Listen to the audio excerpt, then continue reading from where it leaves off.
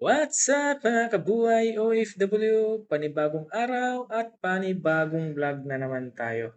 May gagawin na naman tayo dito sa production, Kasi nga ay naglinis sila doon habang walang production, nilagyan ng chemical doon sa fryer, Ang napansin nila doon ay isang heater at may kunting gas-gas, no? Kaya habang walang production, kaya aayusin natin 'yun. 'Yun ang gagawin natin, palitan natin ng bago. Okay, let's go.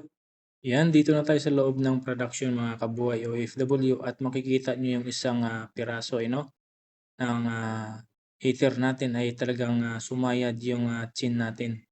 Kaya ang gagawin natin ay papalitan natin habang wala pa tayo masyadong ginagawa.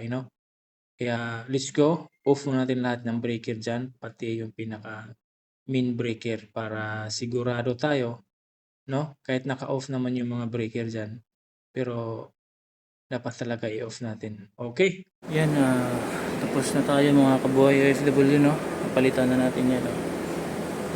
Kita niyo yan. Okay.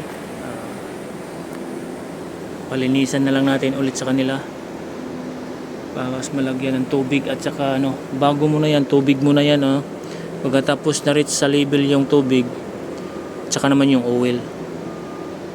Ito yung luma. Okay.